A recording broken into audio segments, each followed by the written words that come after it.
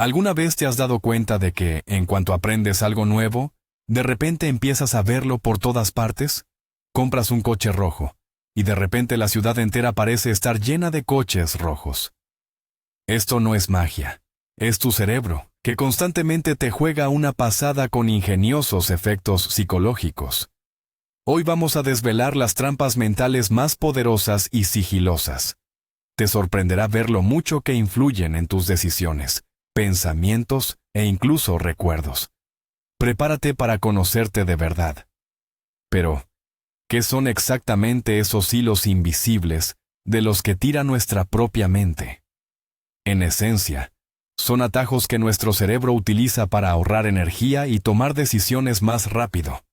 No son errores, sino más bien características inherentes a nuestro sistema, que hemos heredado a lo largo de la evolución. Y ser consciente de ellos es el primer paso para tomar el control. Oder an den windigsten Platz, weil man von dort ja eine tolle Aussicht hat. Das Resultat ist absehbar. Im Schatten vergeilen die Pflanzen und tragen kaum Früchte, während die Konstruktion im Wind schnell Wärme verliert und instabil wird. Zuerst kommt die genaue Analyse von Sonneneinstrahlung und Windverhältnissen und erst danach die Aufstellung. Indem Sie diese 3 grundlegenden Fehler vermeiden, sind Sie dem Erfolg bereits zu 80% näher. Así que, empecemos con el efecto más reconocible y peculiar. ¿Alguna vez te ha pasado que aprendiste una palabra nueva, por ejemplo, petricor? El olor a tierra después de la lluvia. Y de repente, al día siguiente, la oyes en un podcast, luego la ves en un libro, y un amigo la menciona en una conversación. Parece que esa palabra te persigue, o quizás decidiste comprar un coche de una marca y color específicos, y mientras lo pensabas, apenas veías coches así. Pero en cuanto tomaste la decisión, esos coches parecían estar por todas las calles de la ciudad. Este es el fenómeno Baader-Meinhof, o, científicamente, la ilusión de frecuencia. Entonces, ¿qué está pasando? ¿Acaso el universo te está enviando señales? Pues no. La realidad es mucho más prosaica, y a la vez más fascinante. Es pura psicología del funcionamiento de nuestra atención. Hasta el momento en que la palabra petricor o ese coche rojo tuvieron una relevancia personal para ti, tu cerebro los consideraba ruido informativo y los filtraba sin problemas. Pero en cuanto esa información cobró importancia para ti, tu cerebro, como un buen asistente, registró: atención, esto es relevante. Se activa un mecanismo llamado atención selectiva.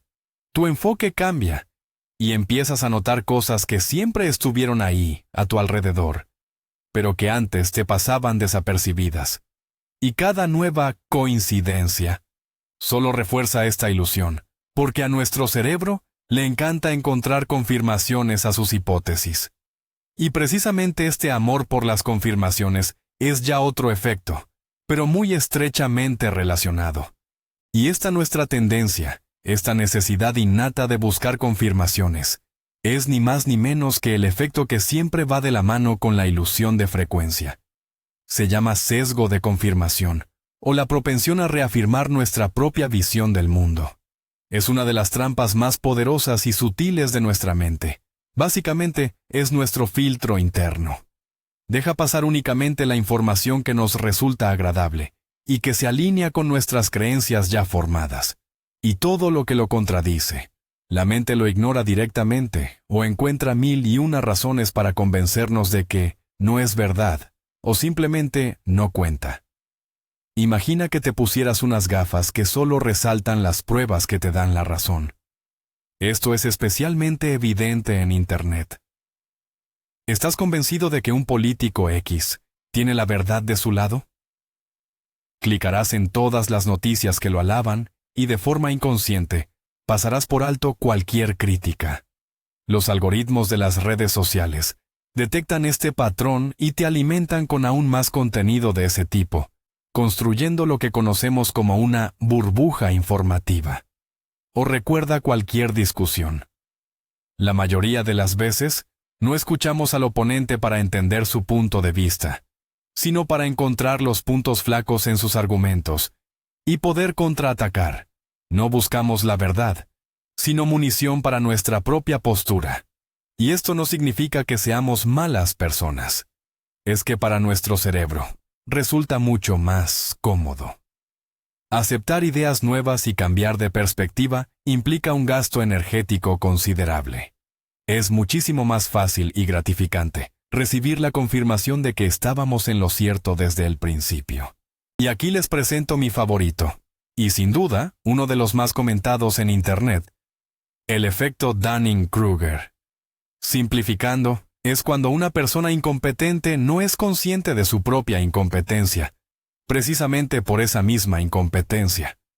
Aunque suene a chiste, se trata de un sesgo cognitivo muy serio que nos rodea constantemente. Seguramente te habrás topado con personas que apenas tienen una noción sobre algún tema, pero hablan de él con la convicción de un catedrático. No logran ver la complejidad del asunto, desconocen los matices y los peros, lo que les hace percibir su mundo como algo simple y fácilmente comprensible. Sencillamente, carecen de los conocimientos necesarios para siquiera comprender la magnitud de lo que ignoran. Esta es la cúspide del llamado pico de la ignorancia. Pero este efecto tiene también un reverso, una faceta que a menudo se olvida. Los verdaderos expertos, los profesionales en su campo, paradójicamente, suelen dudar de sus propias capacidades y conocimientos. Son plenamente conscientes de la vasta cantidad de cosas que aún desconocen y de la inmensa profundidad de su campo. Es más, a menudo creen que si algo les resulta sencillo, a los demás también les debe parecer fácil. Subestiman la singularidad de sus propias habilidades. El resultado es una imagen paradójica. Los diletantes pregonan su genialidad a los cuatro vientos, mientras los expertos se sumergen en el silencio del valle de la desesperación, reflexionando sobre sus propias imperfecciones.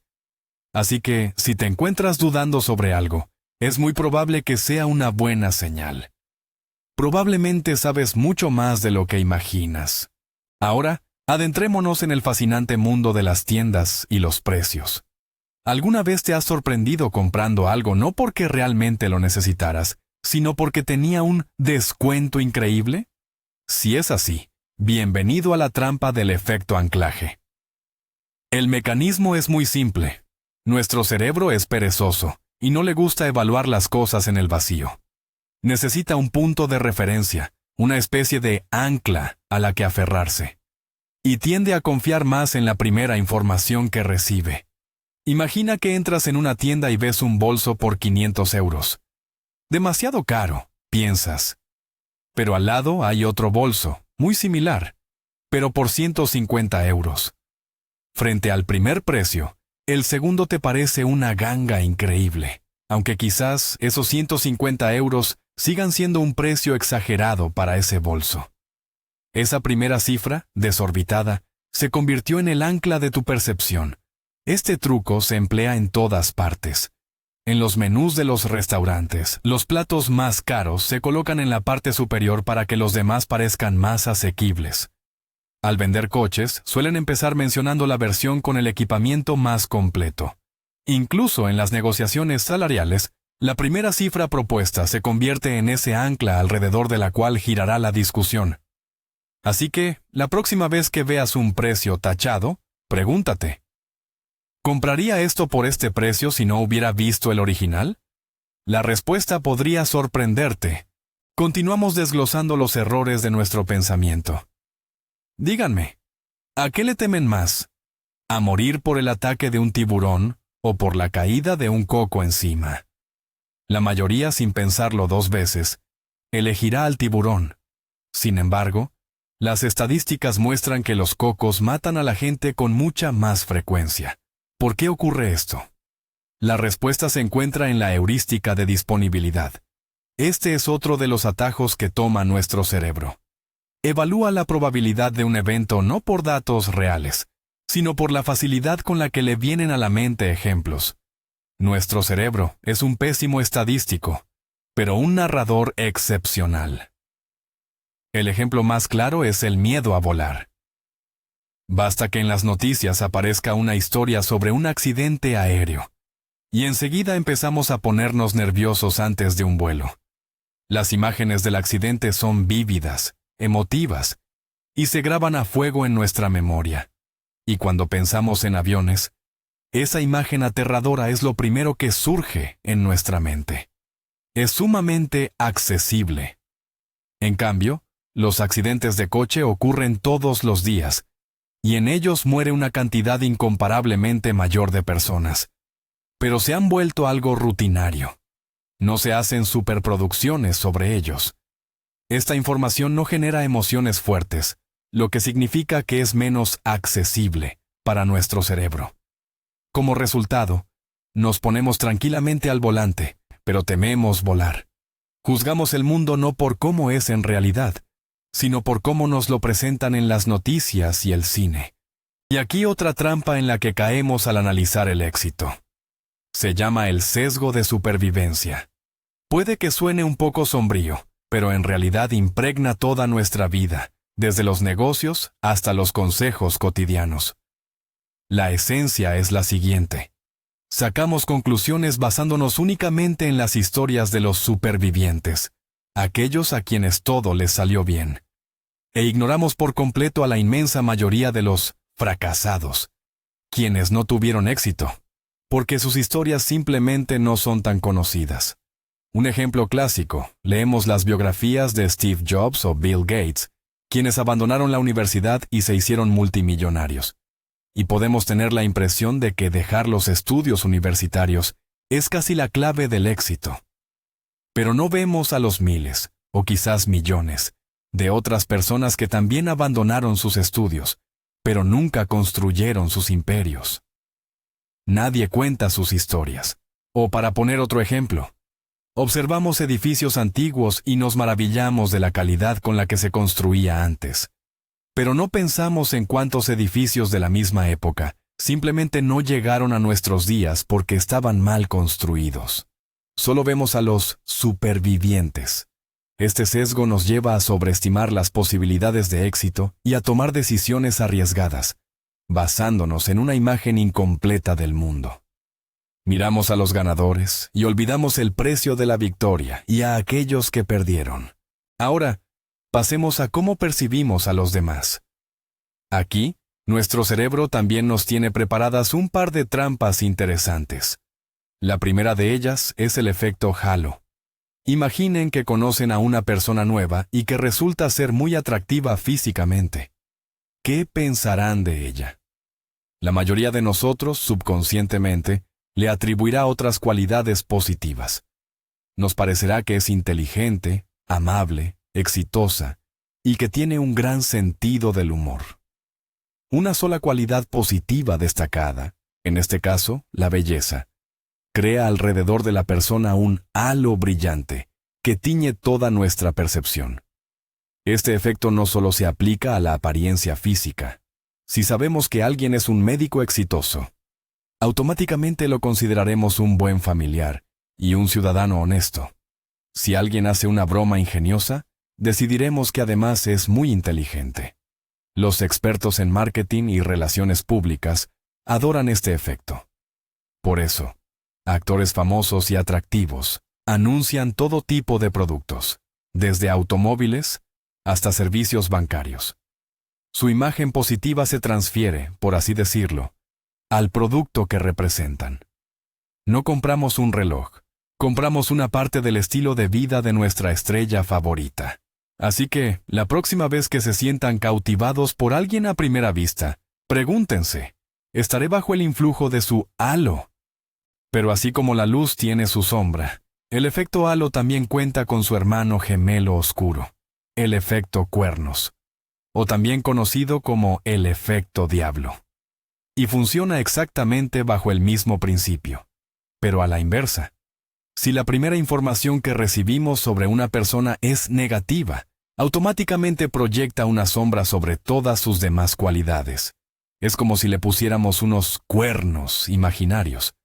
Un solo rasgo negativo nos lleva a dudar de la persona en su totalidad. Imagina, por ejemplo, que descubres que tu nuevo colega viste de forma descuidada. Tu cerebro podría inmediatamente completar la imagen.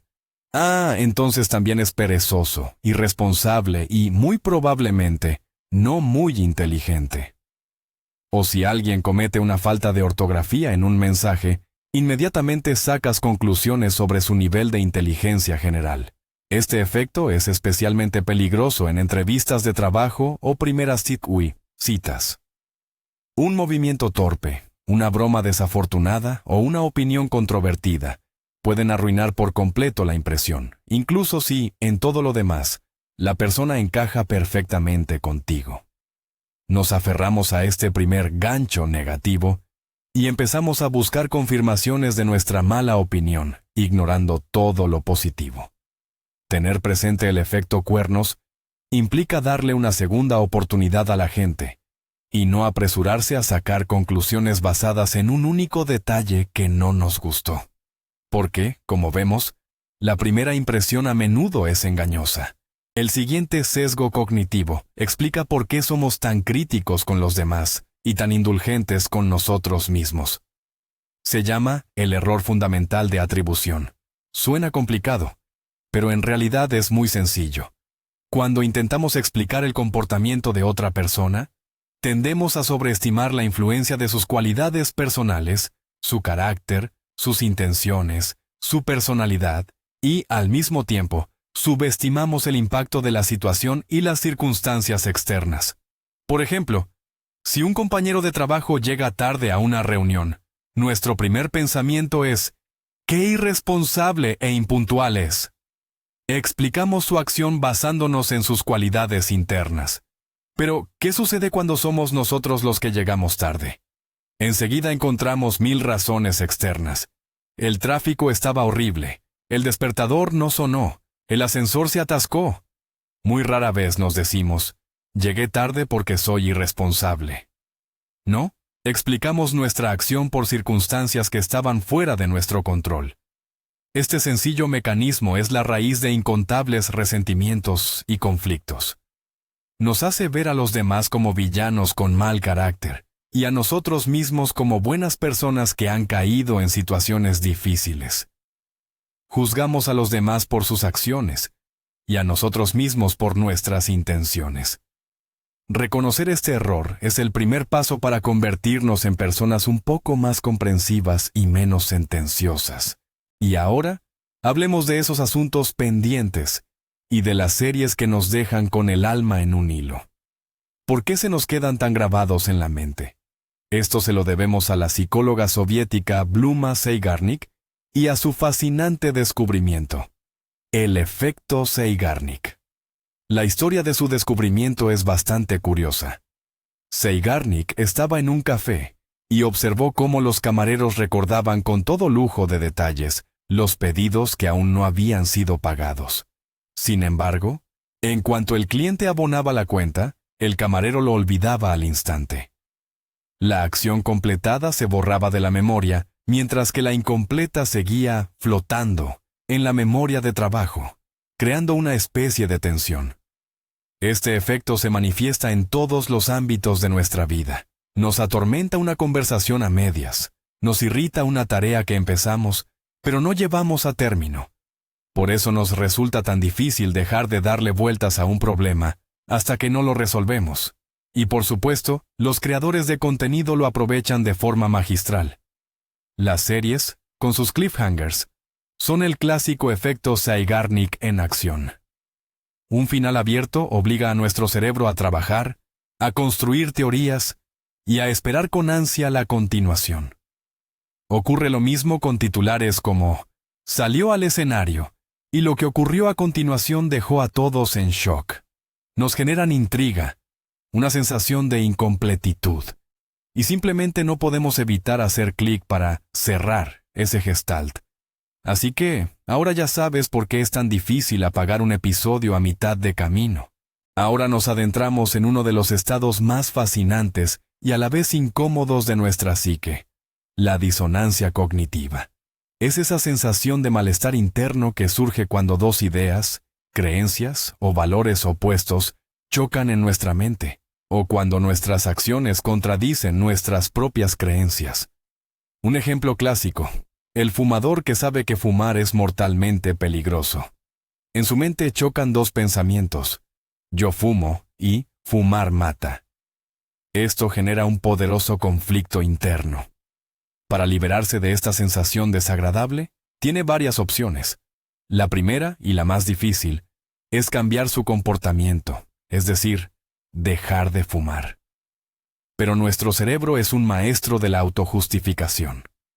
Por eso, con más frecuencia se eligen otros caminos. Por ejemplo, se puede modificar la creencia: tampoco es tan malo. Mi abuelo fumó hasta los 90 y no le pasó nada. O se puede añadir una nueva creencia que concilie el conflicto. Sí, es perjudicial, pero me ayuda a lidiar con el estrés, y el estrés es aún peor. Lo mismo ocurre cuando hacemos una compra cara y, en el fondo, innecesaria. Empezamos a convencernos de que ese objeto era absolutamente necesario y, además, una inversión muy inteligente. No queremos admitir nuestro error, porque eso generaría disonancia. Es más fácil convencernos de la validez de nuestra elección. Este mecanismo protege nuestra autoestima, pero con frecuencia nos impide ver la realidad tal como es. Ahora, hablemos de cómo la multitud nos influye. Imagina esta situación. Estás en la calle y de repente, una persona empieza a mirar hacia arriba. Lo más probable es que lo ignores. Pero ¿qué pasa si ya son 5 personas las que miran hacia arriba? Casi con total seguridad, tú también levantarás la cabeza. Y si son 50, lo harás sin pensarlo 2 veces. Esto es una clara manifestación del efecto arrastre, o efecto de bandwagon, o como también se le conoce, el instinto de rebaño. Somos seres sociales, y para nosotros es muy importante formar parte de un grupo. Por eso, tendemos a adoptar creencias, seguir modas o tendencias simplemente porque es lo que hace todo el mundo. Es una especie de atajo mental. Si muchos lo hacen, significa que, muy probablemente, es lo correcto y lo seguro. No hace falta pensar ni analizar por nuestra cuenta. Este efecto es la base de todas las tendencias de moda, los desafíos virales, e incluso los movimientos políticos. En marketing, se utiliza constantemente, mostrándonos eslóganes como 9 de cada 10 dentistas lo recomiendan, o este producto es un éxito de ventas. Es como si nos dijeran: todos ya han tomado su decisión, únete y no te quedes atrás. La peligrosidad de este efecto radica en que puede desconectar nuestro pensamiento crítico. Empezamos a hacer cosas no porque nosotros mismos lo hayamos decidido, sino simplemente para ser como los demás. A veces es inofensivo, pero en otras ocasiones puede llevar a consecuencias muy graves, sobre todo cuando la multitud toma una decisión errónea o incluso peligrosa. Siguiendo con el tema de los grupos, abordemos uno de los fenómenos sociales más inquietantes y aterradores. Se conoce como el efecto espectador, o síndrome de Genovese. Su esencia es simple y, a la vez, terrible. Cuanta más gente presencia una emergencia, por ejemplo, si ven que una persona se siente mal en la calle, menos probable es que alguien de ellos le preste ayuda. Uno esperaría que fuera todo lo contrario: más personas, más posibilidades de recibir ayuda. Pero la psicología de las masas funciona de otra manera. Lo que ocurre es lo que se denomina la difusión de la responsabilidad. Cada testigo individual piensa: aquí hay mucha gente, seguro que alguien más ya llamó a una ambulancia. O, ¿por qué tengo que intervenir yo precisamente? La responsabilidad se diluye entre todos los presentes, y al final, nadie hace nada. Además, las personas tienden a orientarse por el comportamiento de los demás. Si todos alrededor están parados y mirando, uno piensa: si nadie entra en pánico, entonces no debe ser nada grave. Esto se conoce como ignorancia pluralista. Todos están desorientados, pero cada uno cree que los demás simplemente están tranquilos y saben lo que hacen. Este efecto es un recordatorio alarmante de que, en una situación crítica, no se puede confiar en una multitud anónima. Si necesitas ayuda, dirígete a alguien en concreto. Tú, el de la chaqueta roja, llama a una ambulancia. Esto rompe la difusión de la responsabilidad y multiplica exponencialmente las posibilidades de salvación. Pero existe una trampa en la que caen incluso las personas más racionales, especialmente cuando se trata de tiempo, dinero o esfuerzo. Se conoce como la falacia de los costos hundidos o el efecto Concorde. Imagina que has comprado una entrada de cine. Llegas a la sala, la película empieza, y a los 20 minutos te das cuenta de que es terriblemente aburrida y poco interesante. ¿Qué harías? La mayoría de la gente se quedaría a verla hasta el final. ¿Por qué? Porque el dinero de la entrada ya está pagado. Precisamente ese dinero ya gastado que de ninguna manera puedes recuperar es lo que llamamos costos hundidos. Y nos aferramos desesperadamente a ellos, obligándonos a seguir haciendo algo que no nos gusta, o que es evidentemente un fracaso. Es como si intentáramos recuperar nuestra inversión, cuando en realidad solo empeoramos la situación, malgastando también nuestro tiempo. Este efecto se manifiesta en todas partes. Nos acabamos un plato que no nos gusta en un restaurante porque ya lo hemos pagado. Seguimos leyendo un libro aburrido porque ya hemos leído la mitad. Nos aferramos durante años a un proyecto de negocio fallido, en el que hemos invertido mucho dinero. O, lo que es aún peor, permanecemos en una relación infeliz porque llevamos muchos años juntos. La decisión racional sería ignorar los costos pasados y tomar una decisión basada en la situación actual y las perspectivas futuras. Pero nuestro cerebro odia admitir las pérdidas. Le resulta más fácil obligarnos a seguir sufriendo que reconocer que la decisión inicial fue un error. Hablemos ahora de esas cosas que hacemos con nuestras propias manos, del hágalo usted mismo. ¿No les ha pasado que ese taburete, quizás un poco tosco, que armaron ustedes mismos, les parece mucho más valioso y hasta más bonito que la silla perfecta que compraron en la tienda? Si la respuesta es sí, entonces han experimentado el efecto IKEA. Este efecto lleva el nombre del gigante sueco de los muebles, y no es por casualidad. Los investigadores han observado que las personas tienden a valorar mucho más aquellas cosas, en cuya creación o montaje han invertido su propio esfuerzo, incluso si el resultado, digámoslo suavemente, no es perfecto. Este fenómeno ocurre porque comenzamos a percibir el objeto como una extensión de nosotros mismos, una prolongación de nuestro esfuerzo. El propio proceso de ensamblaje, aunque haya sido tedioso y esté lleno de maldiciones hacia unas instrucciones incomprensibles, crea un vínculo emocional único. Esa mesita de noche ya no es solo un mueble más. Es el testimonio de su paciencia, de su perseverancia. Es, en definitiva, su obra. Es por esta razón que los kits hágalo usted mismo son tan populares. Desde preparaciones culinarias que uno mismo finaliza, hasta maquetas y modelos para armar. Las empresas no nos venden únicamente un producto, sino también la satisfacción y el orgullo que sentimos al ver el resultado final de nuestro trabajo. Pagamos no solo por el artículo en sí, sino por la oportunidad de ponerle nuestra propia mano. Así que, la próxima vez que su amigo les muestre con entusiasmo ese armario que armó, aunque esté un poco torcido, no se apresuren a reír. Para él, ese mueble es una auténtica obra de arte. Hablemos de nuestros miedos sociales. ¿Alguna vez ibas a una reunión importante y de repente notaste una pequeña mancha en tu camisa? Y te pasaste toda la noche sintiendo que todo el mundo te miraba fijamente, juzgándote solo por esa mancha. O quizás te equivocaste al hablar durante una presentación y sentiste que se convirtió en el tema principal de conversación de toda la audiencia. Esa sensación de estar bajo los focos, como si todos a tu alrededor solo notaran tus defectos y errores, se conoce como el efecto foco. La buena noticia es que esto es solo una ilusión. En realidad, a la gente que nos rodea, en el fondo, le da bastante igual. Estudios demuestran que sobreestimamos la atención que los demás nos prestan, aproximadamente el doble de lo que es en realidad.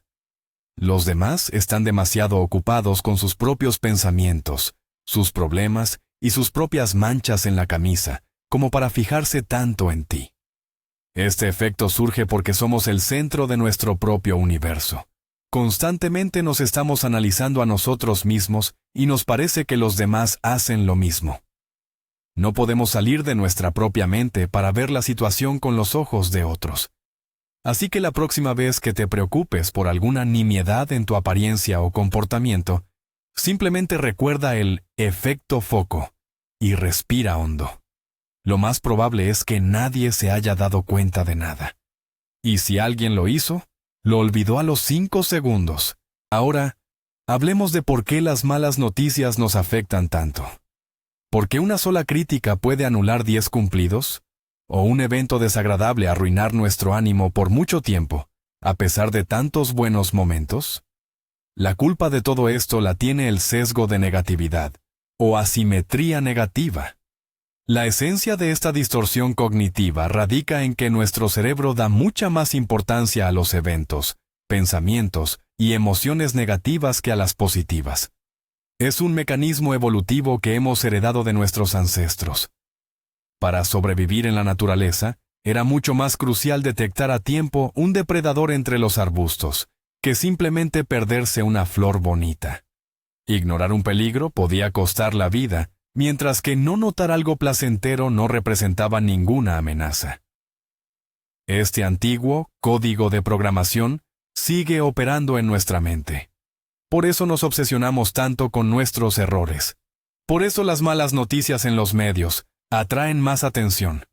Por eso recordamos los agravios más tiempo que los momentos de alegría. Un solo comentario brusco de un jefe puede arruinarnos el día entero, incluso si antes 5 compañeros nos habían elogiado. Una sola cita fallida puede hacernos sentir como fracasados durante toda una semana. Conocer este sesgo es el primer paso para combatirlo. Es fundamental aprender conscientemente a notar y valorar los momentos positivos, impidiendo que un solo evento negativo tiña de oscuridad nuestra vida entera. Ahora, hablemos de uno de los fenómenos más asombrosos y enigmáticos de nuestra psique, el efecto placebo. Seguro que todos han oído hablar de él. Es cuando a una persona le dan una pastilla de mentira, por ejemplo, de azúcar común, pero le dicen que es un medicamento muy potente. Y lo que resulta increíble es que, en efecto, la persona mejora. El efecto placebo no es una invención ni una simple autosugestión. Es un fenómeno psicofisiológico real y medible. Estudios que utilizan resonancias magnéticas demuestran que, cuando una persona toma un placebo, se activan en su cerebro las mismas zonas responsables de la producción de analgésicos naturales, las endorfinas. Es decir, el cerebro, al creer en el medicamento, empieza a curar el cuerpo por sí mismo. La potencia de este efecto es asombrosa, y no solo funciona con pastillas. Los placebos más caros suelen ser más efectivos que los baratos. Las inyecciones de placebo tienen un efecto mayor que las píldoras. Incluso las cirugías falsas, en las que el cirujano solo hace una incisión, pueden producir el mismo alivio que las operaciones reales. Todo esto demuestra lo poderosamente que nuestras expectativas y nuestra fe influyen en nuestro estado físico. Si creemos en la curación, nuestro cerebro activa las reservas internas del organismo. El efecto placebo es el ejemplo más claro de que la frontera entre la mente y el cuerpo es mucho más difusa de lo que solemos creer. Nuestra fe es capaz de obrar verdaderos milagros, pero la luminosa fuerza del placebo también tiene su cara oculta, el efecto nocebo. Opera bajo el mismo principio de creencia y expectativa, pero a la inversa. Si una persona cree que algo le causará daño, esto realmente puede provocarle síntomas negativos. Un ejemplo clásico son los efectos secundarios de los medicamentos. Cualquier medicamento viene con un prospecto que detalla una larga lista de posibles efectos secundarios. Las personas muy sugestionables, al leer esa lista, empiezan a experimentar todos esos síntomas, incluso si solo están tomando un placebo. Su cerebro, al anticipar una reacción negativa, la genera por sí mismo. El efecto nocebo puede observarse incluso a una escala más global. Por ejemplo, cuando los medios informan sobre el brote de una enfermedad con síntomas específicos, Algunas personas, sin estar realmente contagiadas, empiezan a experimentar esos mismos síntomas. Su miedo y la anticipación de la enfermedad se manifiestan físicamente. Incluso las palabras de un médico pueden funcionar como un nocebo. Si un médico le dice a un paciente, este procedimiento será muy doloroso, el paciente, muy probablemente, sentirá mucho más dolor que si le hubieran dicho, podría sentir una ligera molestia. El efecto nocebo es un poderoso recordatorio de que nuestras expectativas negativas y miedos pueden perjudicarnos tanto como los virus reales o las lesiones. El poder de la palabra y la mente tiene la capacidad no solo de curar, sino también de causar daño. ¿Y ahora? Hablemos de los horóscopos, la adivinación y los populares tests psicológicos. ¿Por qué millones de personas leen descripciones generales y vagas y con total convicción dicen, sí, eso me describe a la perfección? La respuesta se encuentra en el efecto Barnum, también conocido como el efecto Forer o el principio de Poliana. Su esencia radica en que las personas tienden a percibir como muy exactas descripciones de su personalidad que, según creen, han sido creadas individualmente para ellas, pero que en realidad son lo suficientemente generales como para aplicarse a un gran número de individuos. El psicólogo Bertram Forer llevó a cabo un experimento clásico. Les dio a sus estudiantes un test de personalidad y luego les entregó a todos el mismo resultado, extraído de un horóscopo. Contenía frases como, necesitas que otras personas te quieran y te admiren. A veces eres muy autocrítico, aunque tienes algunas debilidades personales, en general eres capaz de compensarlas. Luego, pidió a los estudiantes que evaluaran, en una escala del 1 al 5, la precisión con la que esa descripción se ajustaba a ellos. La puntuación media fue de 4,26. Casi todos consideraron que era un retrato increíblemente exacto de su personalidad.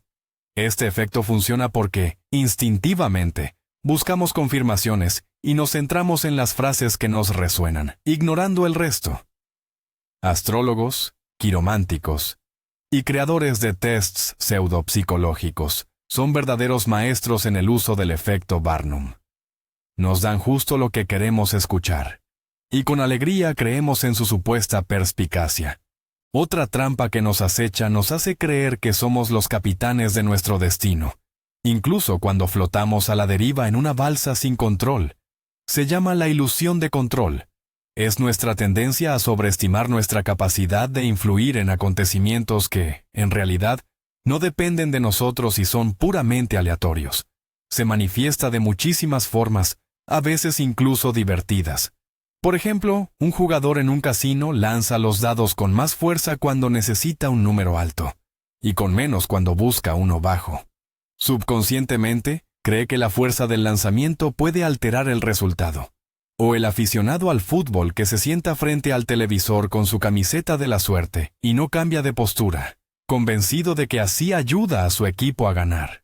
O esa persona que pulsa el botón del semáforo peatonal varias veces, pensando que así acelerará la luz verde, cuando en la mayoría de los casos, ese botón es un mero placebo.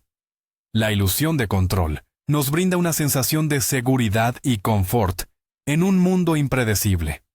Nos resulta más agradable creer que podemos influir de alguna manera en la situación, que admitir que gran parte de nuestra vida es puro azar. Esta ilusión puede ser útil e incluso positiva, ya que nos motivan a actuar. Pero también puede ser peligrosa, llevándonos a asumir riesgos injustificados, por ejemplo, en los juegos de azar o en la bolsa, donde creemos poder predecir fluctuaciones aleatorias.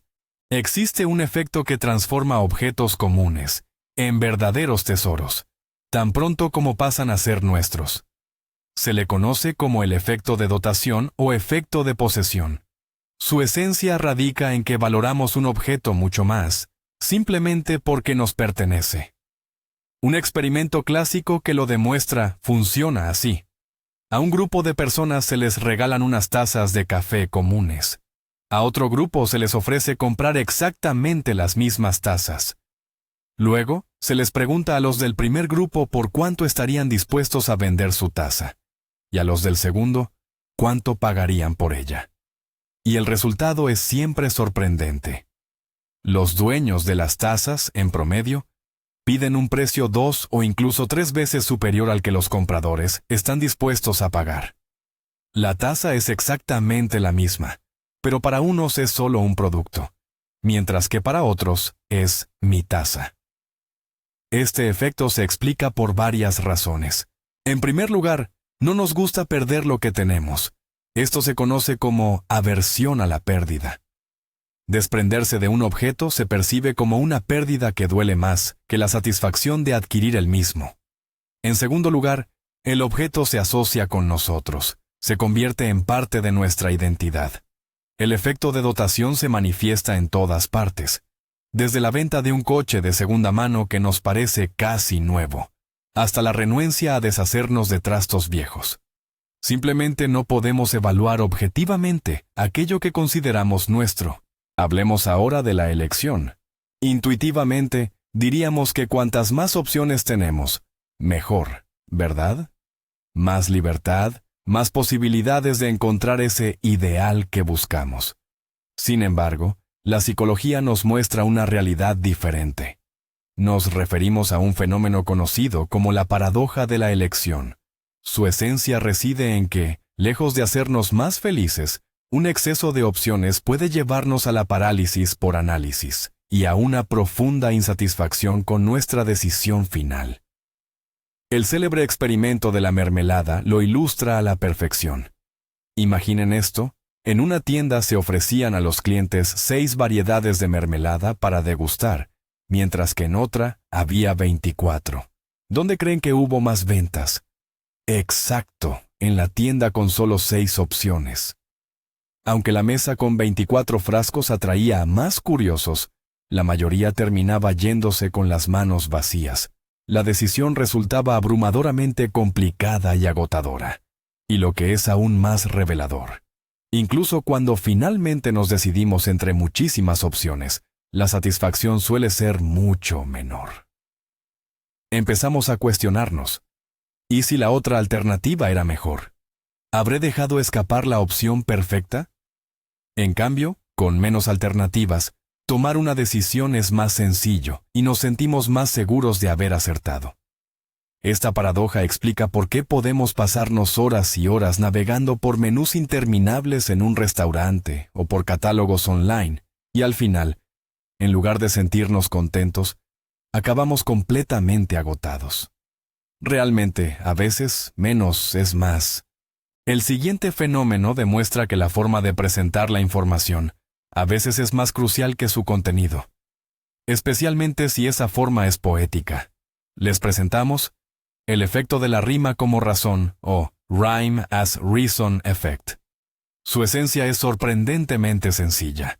Las afirmaciones que riman nos parecen más verídicas, precisas y persuasivas que esas mismas ideas expresadas en prosa. La rima otorga a la frase un peso, una sensación de completitud y una verdad intrínseca. Pensemos en refranes y dichos populares. ¿Verdad que frases como «A quien madruga, Dios le ayuda» suenan tan armoniosas que las percibimos como verdades irrefutables, sin siquiera detenernos a analizar su contenido? Ahora, imagina si dijeran algo como «Para conseguir pescado del estanque, es necesario hacer un esfuerzo». El efecto ya no es el mismo, ¿verdad que no? Publicistas y expertos en marketing aprovechan este efecto con maestría. Slogans como Gillette, «No hay nada mejor para el hombre», o «La limpieza, pura Tide», se graban en la memoria y resultan convincentes precisamente por su rima. Esta trampa cognitiva funciona porque las frases con rima son procesadas más fácilmente por nuestro cerebro. Nos resultan más familiares y suenan correctas a nuestros oídos. Así que, la próxima vez que escuches un argumento armonioso y rimado, detente un segundo.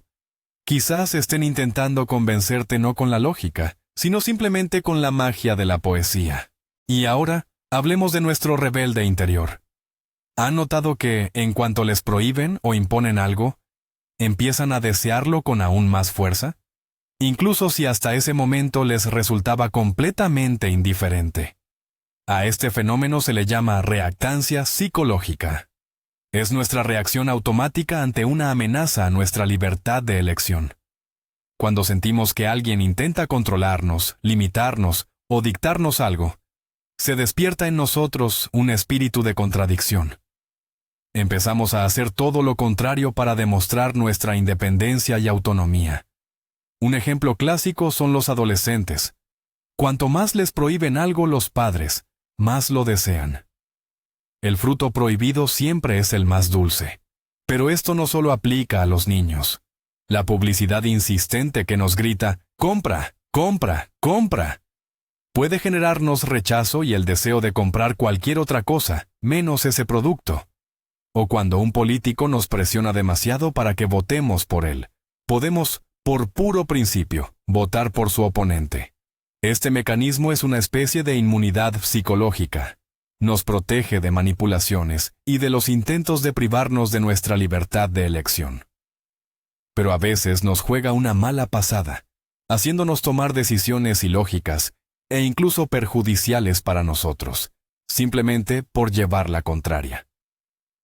Los manipuladores astutos lo saben y utilizan la táctica de la persuasión inversa, impulsándonos sutilmente hacia la elección que les conviene, mientras fingen desaconsejárnosla. Hablemos de uno de los sesgos cognitivos más comunes, ese que absolutamente todos hemos experimentado, el sesgo de planificación. Su esencia radica en nuestra asombrosa capacidad de subestimar sistemáticamente el tiempo necesario para completar una tarea. Y lo hacemos incluso si ya hemos realizado trabajos similares incontables veces, y para variar, siempre nos hemos retrasado. Nos decimos, este informe lo termino en 1 hora, seguro. ¿Reformar la habitación? En un fin de semana está listo. ¿Preparar un examen? Con la última noche me basta y me sobra. Pero la realidad es tosuda.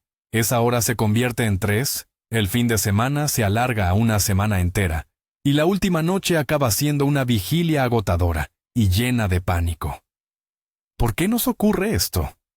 En primer lugar, somos inherentemente optimistas. Al planificar, imaginamos un escenario ideal donde todo fluye sin problemas.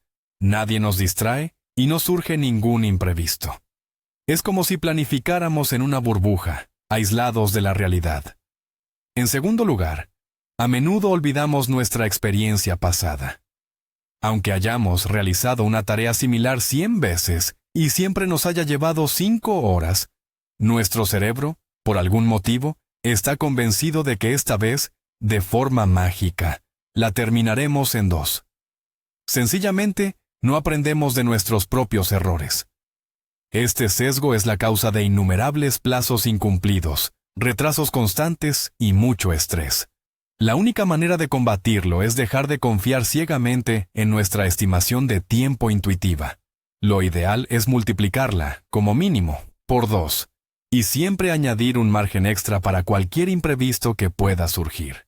¿Alguna vez han notado cómo una canción que al principio les molestaba, tras escucharla una y otra vez en la radio, de repente les engancha? ¿O que la cara de una persona desconocida, que ven a menudo, con el tiempo les parece más simpática o incluso atractiva? Este fenómeno se conoce como el efecto de mera exposición, o principio de familiaridad. Su esencia es simple. Tendemos a preferir lo que nos resulta familiar. Cuanto más nos exponemos a un estímulo, ya sea neutral o incluso con una connotación ligeramente negativa al principio, como una persona, una melodía, una palabra o una imagen, mayor es la probabilidad de que acabe generando en nosotros un sentimiento de agrado o simpatía. Este efecto es uno de los pilares fundamentales sobre los que se asienta toda la publicidad moderna. Los expertos en marketing lo saben bien. Incluso si detestas la publicidad intrusiva, su objetivo principal no es que te guste, sino simplemente que esté constantemente visible. Un logotipo que ves todos los días se convierte en algo familiar, casi propio. Y cuando te encuentres en una tienda ante la elección entre una decena de marcas desconocidas, lo más probable es que tu mano se dirija hacia aquella que ya te resulta familiar. Lo familiar es sinónimo de seguridad, una herencia más de nuestros antepasados. Lo mismo sucede en las interacciones sociales. Las personas a las que vemos con más frecuencia nos parecen más atractivas y confiables. Por eso son tan importantes los encuentros y los contactos regulares para mantener tanto las relaciones de amistad como las laborales. El efecto de mera exposición, de manera sutil pero extremadamente potente, modela nuestros gustos y preferencias, demostrando que la repetición es, en efecto, la madre no solo del aprendizaje, sino también de la simpatía y el afecto. Ahora, vamos a sumergirnos en los laberintos de nuestra memoria y a conocer un fenómeno llamado criptomnesia. Suena como el nombre de una enfermedad sacada de una película de ciencia ficción, pero en realidad es un error bastante común en el funcionamiento de nuestra memoria. La criptomnesia ocurre cuando tomamos una idea, un pensamiento, o incluso una melodía ajena como si fuera propia. Esto no sucede por mala intención. Simplemente olvidamos el origen de la información, pero el dato permanece en nuestra mente. Y cuando emerge en nuestra conciencia, nuestro cerebro lo asume como una creación propia, recién generada. Podríamos llamarlo plagio involuntario. Esto es algo que nos sucede a todos. Puedes contarle a un amigo un chiste que él mismo te contó hace una semana, o proponer en el trabajo una idea genial, que en realidad leíste ayer en un artículo. Muchos músicos y escritores se han enfrentado a acusaciones de plagio precisamente debido a la criptomnesia. Escucharon una melodía en algún lugar, la olvidaron, y años después, resurgió en su mente como algo completamente nuevo y original. Este efecto nos muestra lo complejo e imperfecto que es el proceso de memorización. Nuestro cerebro no almacena la información con etiquetas de mío y ajeno. A veces, estas etiquetas se pierden, y entonces las ideas de otros comienzan a sentirse como si fueran nuestras propias, siguiendo con el tema de la fragilidad de nuestra memoria. Hoy vamos a hablar del efecto de desinformación, o también conocido como efecto de misinformación. Esta trampa de la mente demuestra que nuestros recuerdos no son una grabación precisa de lo que pasó, sino más bien un guión que se reescribe y edita constantemente. La clave de este efecto reside en cómo la información que recibimos después de un suceso puede colarse sigilosamente en nuestros recuerdos sobre ese evento, alterándolos, a veces hasta hacerlos irreconocibles. Un clásico experimento de la psicóloga Elizabeth Loftus lo ilustra a la perfección. A los participantes se les mostró un video de un accidente automovilístico.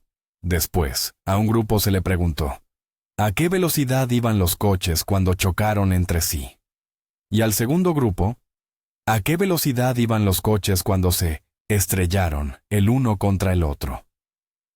Los que oyeron la palabra se estrellaron estimaron una velocidad de los coches significativamente más alta.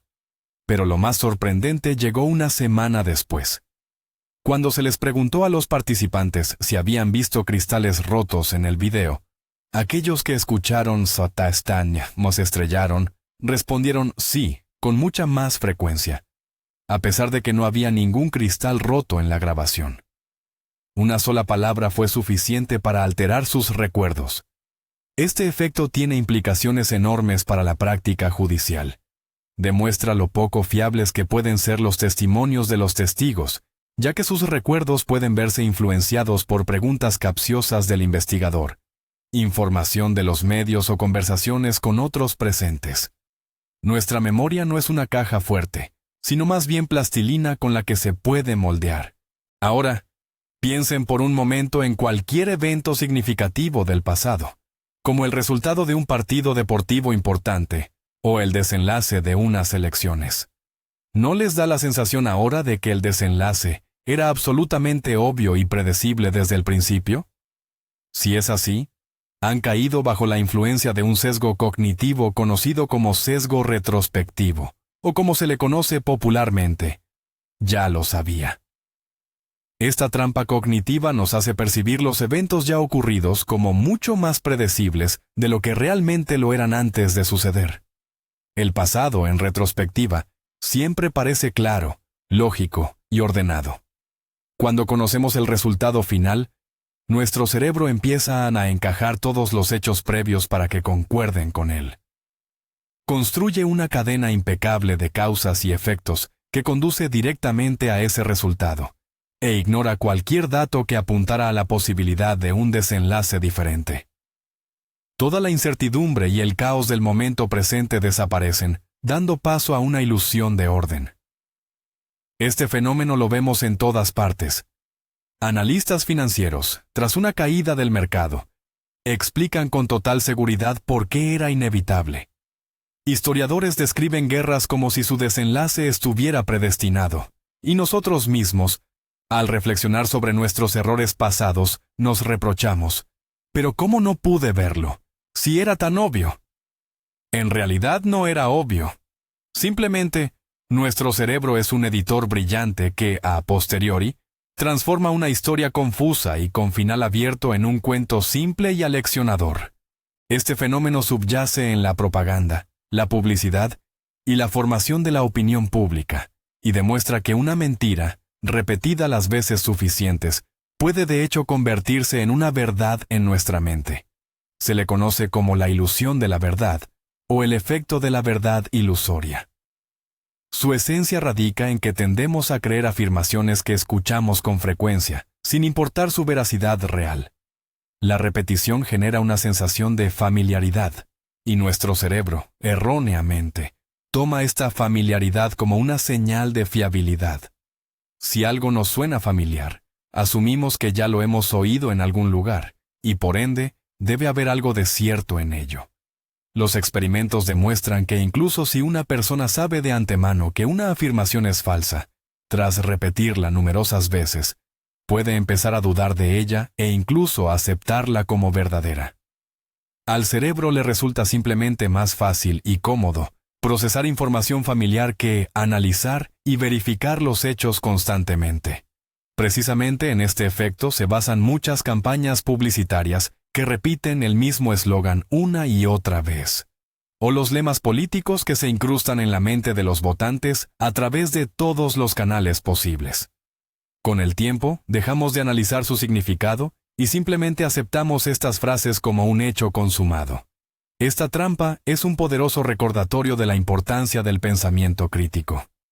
Antes de dar algo por sentado, sobre todo si lo escuchas hasta en la sopa, conviene preguntarse, ¿es esto realmente cierto? ¿O simplemente me lo parece porque ya lo he oído 100 veces? Hablemos ahora del poder de las expectativas y cómo éstas pueden moldear nuestra realidad. El efecto Pigmalión, también conocido como efecto Rosenthal, o profecía autocumplida, es un fenómeno donde nuestras expectativas sobre otra persona influyen en su comportamiento de tal manera que, al final, estas expectativas se hacen realidad. Su nombre proviene del mito griego antiguo sobre el escultor Pigmalión, quien se enamoró tan profundamente de la estatua de una hermosa mujer que él mismo había creado, que ésta cobró vida. En psicología, funciona de manera similar. Nuestra fe en una persona puede despertar en ella esas cualidades que esperamos ver. El experimento clásico de Rosenthal se llevó a cabo en una escuela. Los psicólogos realizaron una prueba de CI entre los alumnos, y luego informaron a los profesores los nombres de los niños que, supuestamente, habían mostrado resultados sobresalientes y eran prometedores. En realidad, estos niños habían sido elegidos al azar. Pero, ¿qué ocurrió un año después? Precisamente estos alumnos prometedores mostraron un aumento real y significativo en su coeficiente intelectual, en comparación con sus compañeros. ¿Por qué? Porque los profesores, al esperar más de ellos, los trataron de manera diferente. Les prestaron más atención, les asignaron tareas más desafiantes y los elogiaron y apoyaron más. Con su actitud, los docentes crearon un ambiente donde los niños pudieron desarrollar todo su potencial. Este efecto también funciona a la inversa. Si no se tienen expectativas sobre alguien, lo más probable es que no se esfuerce. Nuestras expectativas no son meras ideas en nuestra mente. son una herramienta poderosa que puede tanto inspirar a las personas a grandes logros como cortarles las alas. El siguiente fenómeno demuestra que no solo importa el qué se dice, sino también el cómo se expresa. El efecto de encuadre, o framing, es un sesgo cognitivo. Se trata de cómo la manera en que se presenta la información puede influir en nuestra percepción y en las decisiones que tomamos, a menudo mucho más que el contenido en sí mismo. Una misma situación, contada con palabras diferentes, puede provocarnos reacciones completamente opuestas. Reaccionamos al marco en el que se nos presenta la información más que al mensaje central. Un ejemplo clásico, imaginemos que vamos a comprar carne picada de ternera. En una de las etiquetas leemos 80% carne, 20% grasa, y en otra, 80% magra. ¿Cuál elegiríamos? Lo más probable es que la mayoría se decante por la segunda opción, a pesar de que, en el fondo, ambas significan exactamente lo mismo. La diferencia radica en que magra crea una connotación positiva, mientras que 20% grasa suena negativo. De la misma manera, la noticia de que un medicamento es eficaz en el 90% de los casos se percibe mucho mejor que escuchar que falla en el 10% de las ocasiones. Un programa de desarrollo económico que promete crear 100,000 nuevos puestos de trabajo resulta más atractivo que otro que simplemente anuncia una reducción del 1% en la tasa de desempleo. Políticos, especialistas en marketing y periodistas son, sin duda, maestros en el arte del encuadre. Saben perfectamente cómo empaquetar la información dentro del marco adecuado, para guiarnos hacia una conclusión o decisión específica. Comprender este efecto nos permite ver la esencia real más allá de la atractiva envoltura de las palabras. Y aquí tenemos otro efecto que demuestra cómo nuestra percepción del mundo no es para nada objetiva y depende muchísimo del contexto: el efecto contraste. Básicamente, consiste en que evaluamos la calidad de algo, no según estándares absolutos, sino en comparación con lo que está cerca o con lo que hemos visto justo antes. Nuestra mente opera bajo la premisa de que todo se percibe por comparación. Por ejemplo, un cuadrado gris sobre un fondo negro nos parecerá mucho más claro que ese mismo cuadrado gris, pero sobre un fondo blanco. El cuadrado en sí no ha cambiado. Lo que ha cambiado es el contraste. Este principio se aplica sin cesar en el mundo de las ventas. Un vendedor de coches, por ejemplo, primero te mostrará el modelo más caro, con todos los extras de lujo. Después de eso, el precio del modelo estándar, que de por sí no es barato, te parecerá bastante razonable, e incluso una ganga. O piensa en un agente inmobiliario que quiere venderte una casa específica. Primero, podría mostrarte un par de opciones claramente malas y descuidadas por un precio similar. En comparación con ellas, la casa, objetivo, te parecerá un auténtico palacio. El efecto contraste también funciona con las personas. Una persona de atractivo promedio parecerá muy atractiva en compañía de gente poco agraciada, y viceversa. No evaluamos las cosas ni a las personas en un vacío. Nuestro juicio siempre depende de un punto de referencia, que se nos crea intencionadamente o que surge por casualidad. Ahora hablemos de un potente motivador, que nos impulsa a actuar con rapidez y a veces de forma irracional. Se trata del principio de escasez. Su fórmula es sencilla. Cuanto más escaso, limitado o difícil de conseguir sea un recurso, más valioso nos parece. La posibilidad de perder algo nos motiva mucho más que la de ganar algo. El miedo a perderse una oportunidad, el famoso FOMO o Fear of Missing Out, es una palanca de presión potentísima. Los profesionales del marketing adoran este principio y lo utilizan a cada paso. Frases como «solo hoy», «unidades limitadas», «solo quedan 2 plazas», «oferta exclusiva para ti», son ejemplos clásicos de cómo se crea una escasez artificial. Los contadores regresivos en las páginas web, que indican cuándo finalizará una oferta, aprovechan directamente ese temor. La escasez no solo puede estar ligada a la cantidad, sino también al tiempo. La información que se presenta como secreta o exclusiva nos parece más valiosa y creíble. Anhelamos poseer lo que otros no tienen, porque esto eleva nuestro estatus social. Este principio lo heredamos de nuestros ancestros, para quienes un recurso escaso, por ejemplo, una fuente de alimento, era verdaderamente vital. Pero en el mundo actual, este instinto a menudo juega en nuestra contra, haciéndonos comprar cosas innecesarias y tomar decisiones precipitadas, simplemente por el temor a que luego ya no quede. El siguiente principio explica por qué nos cuesta tanto decir no a alguien que nos ha hecho un favor, y por qué las muestras gratuitas en las tiendas funcionan tan bien. Es el principio de la reciprocidad, o la regla del intercambio mutuo. Esta es una de las normas fundamentales de la sociedad humana. Su esencia radica en que nos sentimos obligados a devolver un favor por otro, un regalo por un regalo, una concesión por una concesión. Si alguien hace algo bueno por nosotros, surge en nuestro interior una sensación de deuda que puede ser bastante incómoda. Esto se aprovecha activamente en muchísimos ámbitos.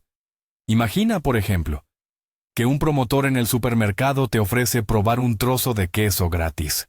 Lo tomas y al instante te sientes un poco en deuda. Y entonces te resulta mucho más difícil simplemente marcharte sin comprar nada. O tal vez un compañero de trabajo te ayuda con un informe. La próxima vez que te pida un favor, te resultará muy incómodo negarte, incluso si estás muy ocupado. La fuerza de este principio reside en que a menudo actúa de forma automática, pasando por alto nuestro pensamiento racional. Además, el favor que devolvemos puede ser mucho más grande que el que nos hicieron. Un pequeño regalo inesperado puede llevarnos a hacer concesiones importantes. Comprender esta regla nos ayuda, por un lado, a construir relaciones más sólidas y, por otro, a reconocer las manipulaciones, especialmente cuando un favor no solicitado se ofrece únicamente para que nos sintamos en deuda. Hay un efecto fascinante que explica por qué, después de realizar una buena acción, a menudo nos sentimos tentados a hacer algo que no es tan bueno o incluso un poco perjudicial. Se le conoce como el efecto de autolicencia moral, o simplemente, licencia moral. Su esencia radica en que, al realizar una acción que eleva nuestra autoestima y refuerza nuestra imagen de buena persona, sentimos que hemos ganado una especie de permiso interno, una licencia, para luego relajarnos un poco y permitirnos algo que quizás no sea tan ético o disciplinado. Imagina, por ejemplo, que has pasado la mañana en el gimnasio. Te sientes orgulloso de tu esfuerzo y tu cerebro te susurra, «Lo has hecho genial, te mereces una recompensa». Y así, con la conciencia completamente tranquila, te comes un trozo enorme de pastel cuyas calorías anulan por completo todo el esfuerzo de tu entrenamiento. Tu buena acción, el ejercicio, te ha otorgado una especie de derecho moral para la mala, el exceso al comer. Este mismo patrón se reproduce en otras áreas de nuestra vida. Por ejemplo, una persona que acaba de donar dinero a la caridad podría sentirse más predispuesta a hacer una pequeña trampa o engañar a alguien en algo insignificante. O aquel que ha comido de forma impecablemente saludable durante todo el día. Por la noche, se permite sin remordimientos una bolsa de patatas fritas.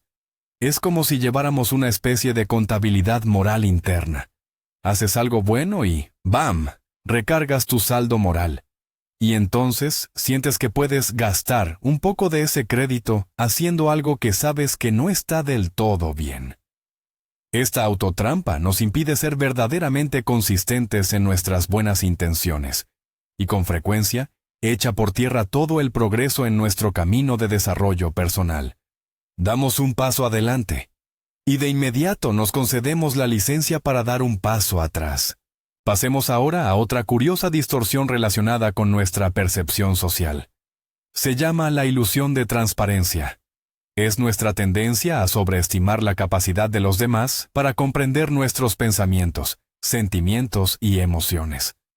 Nos parece que nuestro estado interno, ya sea nerviosismo, una mentira, enamoramiento o irritación, está literalmente escrito en nuestra frente y es obvio para todos a nuestro alrededor.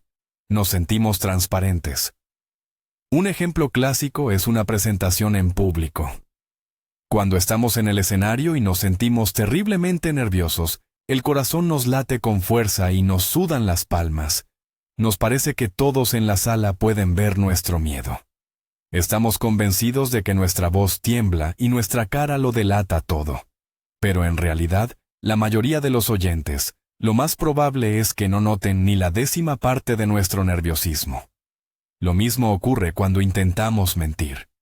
Nos parece que nuestra mentira es tan obvia y cualquiera nos desenmascarará al instante. O cuando intentamos ocultar que nos gusta a alguien, nos parece que nuestras miradas y sonrisas gritan nuestros sentimientos. En realidad, la gente capta mucho peor nuestros estados internos de lo que creemos. Estamos encerrados en nuestra propia cabeza y sentimos intensamente todas nuestras vivencias, pero para el mundo exterior, distan mucho de ser tan evidentes. Comprender esto puede reducir considerablemente la ansiedad social. No es necesario preocuparse tanto por lo que los demás piensen de ti. Lo más probable es que ni siquiera piensen tanto en ti como crees. Y para cerrar nuestra lista, hablemos de una poderosa fuerza que nos frena ante el cambio y nos aferra a lo familiar. Se conoce como el sesgo del statu quo.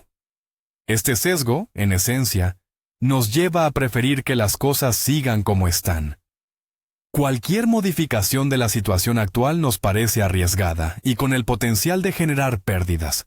Lo conocido y lo habitual, incluso si no es perfecto, se percibe como más seguro y cómodo que aventurarse en lo nuevo y lo desconocido. Esta tendencia explica por qué muchas personas se quedan años con el mismo banco o proveedor de telefonía móvil, aunque haya ofertas mucho mejores en el mercado. El proceso de cambiar les parece demasiado complicado y engorroso, y el resultado, incierto. Es más fácil no mover ficha. Lo mismo ocurre en nuestra vida profesional. Podemos permanecer años en un trabajo que no nos llena, pero que nos ofrece estabilidad, por miedo a lo incierto, y esto, aunque un nuevo puesto nos prometa grandes oportunidades. Aquí aplica el dicho: más vale pájaro en mano que ciento volando. El sesgo del statu quo es, en el fondo, una manifestación de la pereza de nuestro cerebro y su aversión a las pérdidas. Cualquier acción o cambio conlleva un riesgo potencial, y la inacción, por defecto, se nos presenta como la opción más segura. Esta fuerza nos impide evolucionar, probar cosas nuevas y mejorar nuestra vida, manteniéndonos atrapados en una zona de confort que, con el tiempo, puede convertirse en un verdadero estancamiento. Y aquí llega el momento más impactante, la revelación que conecta muchos de estos efectos. ¿Recuerdas el error fundamental de atribución? Juzgamos a los demás por sus acciones, pero a nosotros mismos por nuestras intenciones. Si alguien te cierra el paso en la carretera, es un descarado irrespetuoso. Pero si tú cierras el paso a alguien, es porque ibas con mucha prisa por una buena razón. Esta simple distorsión es la raíz de incontables conflictos, resentimientos y malentendidos en familias, trabajos y amistades. Vivimos en un mundo donde cada uno de nosotros se ve como el bueno de la película, atrapado en circunstancias difíciles, mientras que los demás son simplemente personajes con mal carácter. ¿Y qué hay de la falacia de los costos hundidos? No se trata solo de terminar de ver una serie aburrida. Hace que la gente se quede años en un trabajo que odia, porque ya se han invertido demasiados años. Obliga a las empresas a inyectar millones en proyectos fallidos. Mantiene a las personas en relaciones tóxicas, porque hemos pasado por tanto juntos. Este efecto controla literalmente nuestras finanzas, nuestras carreras y nuestros destinos, obligándonos a aferrarnos al pasado y a temer el futuro. Darse cuenta de esto es el ¡zas! En toda la boca, que puede cambiarlo todo. Como ves, nuestro cerebro no es un ordenador perfecto. Es perezoso. Siempre busca atajos. Y todos estos efectos son el resultado de su optimización. No nos hacen malos ni estúpidos. Simplemente nos hacen humanos. Pero el conocimiento es poder. Ahora que conoces estas trampas, podrás detectarlas en ti mismo y en los demás. Y eso significa que podrás tomar decisiones más conscientes. Gracias por ver este vídeo hasta el final. Si te has sentido identificado con alguno de estos puntos y te ha parecido interesante, dale a me gusta. Y no olvides suscribirte al canal para no perderte nuevos análisis sobre los misterios de nuestra mente.